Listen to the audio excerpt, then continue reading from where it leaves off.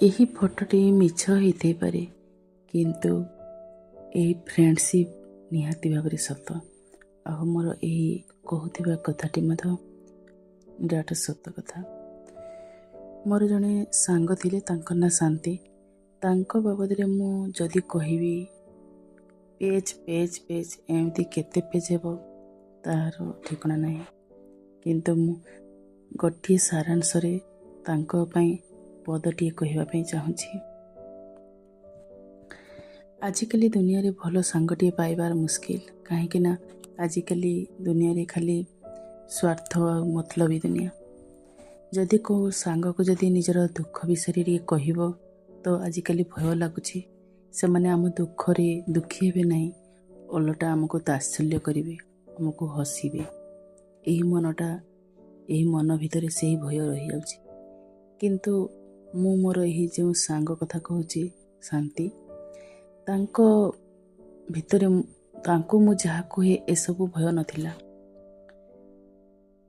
ଆଉ ତାଙ୍କ ବି ମଧ୍ୟ ମୋର ଠାରୁ କିଛି ପାଇବାର ଆଶା ମଧ୍ୟ ନଥିଲା। ସେଥିପାଇଁ ଆମେ ଦୁଇ ଜଣ ଭଲ ସାଙ୍ଗ ଥିଲୁ। ବର୍ତ୍ତମାନ 6 ମାସ ପୂର୍ବରୁ ସିଏ ଆଉ ଏ ଦୁନିଆରେ ନାହିଁ। ମୋତେ ଏଇଟା ଦୁଃଖ ଲାଗୁଛି ଯେ ଆମେ ଦୁଇ ଜଣ ପ୍ରତ୍ୟେକ ଦିନ ଘଣ୍ଟାଏ କଥା ହେଉଥିଲୁ, କିନ୍ତୁ ତାଙ୍କର ମୃତ୍ୟୁର 4 ଦିନ ପୂର୍ବରୁ ଆଉ କେହି କାହାକୁ କଣ୍ଟାକ୍ଟ କଲୁ ନାହିଁ, କେହି ମଧ୍ୟ କଥା ବି ହେଇନାହିଁ କି ମେସେଜଟି ମଧ୍ୟ କରିନାହିଁ। କାରଣ ତା 4 ଦିନ ପୂର୍ବରୁ ଆମେ 4 ଘଣ୍ଟାଏ କଥା ହେଇଛୁ।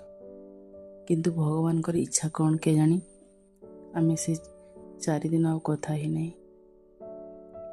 ମୁଁ ବି ଭାବିଛି କାଲି କଥା ହେବି, ଏମିତି 4 ଦିନ ଗଡ଼େଇ ଦେଲି। ସେ ହୁଏତ କ'ଣ ଭାବିଥାଇ ପାରିଥିବେ। ମୋର ତାଙ୍କୁ ଆଜି ବହୁତ ମନେ ପଡ଼ୁଛି, ବହୁତ ମିସ୍ କରୁଛି। ଭଗବାନ ମୋତେ ଆଉ ଏ ଜନ୍ମରେ ତାଙ୍କ ଭଳି ସାଙ୍ଗଟିଏ ଦେବେ କି ନାହିଁ ମୁଁ ଜାଣିନାହିଁ। ଏମିତିକି 6 ମାସ ବିତିଗଲାଣି, ହେଲେ ତାଙ୍କୁ ମୋର ଆଜି ବହୁତ ମନେ ପଡ଼ୁଛି। ମୋର ଏହି କହିବାର କାରଣ ହେଲା, ମୁଁ ଯେଉଁ 4 ଦିନ କାଲି କଥା ହେବି ବୋଲି ଭାବିଦେଲି, ମୋର ଗୋଟିଏ ସାଙ୍ଗକୁ ମୁଁ ହରାଇଦେଲି। କ'ଣ ତାଙ୍କ ବାବଦରେ ମୁଁ କିଛି ଜାଣିପାରିଲିନି, ତାଙ୍କର ଦେହ ଅସୁସ୍ଥ ବାବଦରେ ମୁଁ ଜାଣିପାରିଲି ନାହିଁ। ଠିକ୍ ଏହିଭଳି ମୋର ସମସ୍ତଙ୍କ ଅନୁରୋଧ, ଯଦି କେବେ ଇଚ୍ଛା ହେଉଛି କାହା ସହିତ କଥା ହେବା ପାଇଁ, କାହା ସହିତ ଦେଖା କରିବା ପାଇଁ, ସାଙ୍ଗେ ସାଙ୍ଗେ ଦେଖା ହୁଅନ୍ତୁ, ସାଙ୍ଗେ ସାଙ୍ଗେ କଥା ହୁଅନ୍ତୁ।